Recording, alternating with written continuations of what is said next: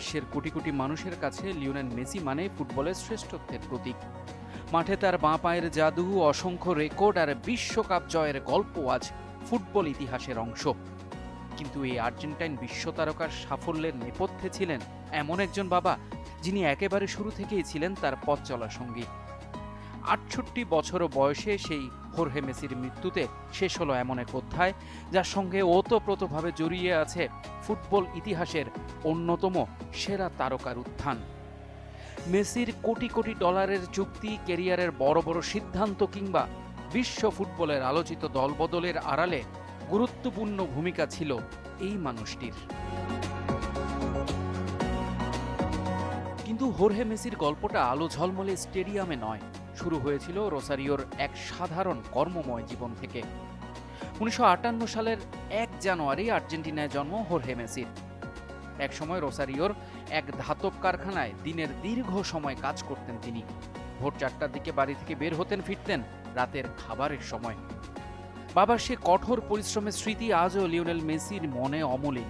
Messi একাধিকবার বলেছেন, বাবার কাছ থেকে অনেক কিছু পেয়েছেন।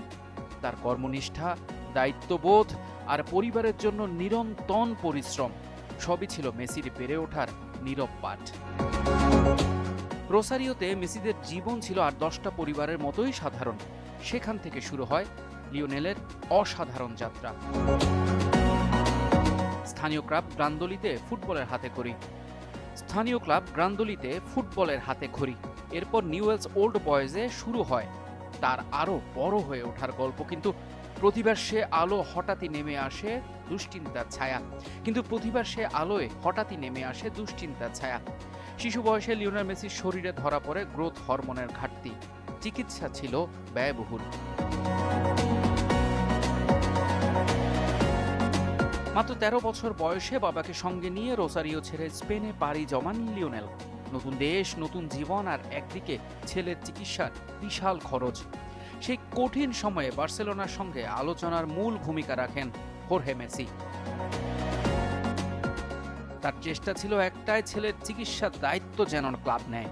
সিদ্ধান্তটি ছিল বিশাল এক ঝুঁকি, কিন্তু সেই ঝুঁকি শেষ পর্যন্ত বদলে দেয় একটি পরিবারকে, আর বদলে দেয় বিশ্ব ফুটবলের ইতিহাস।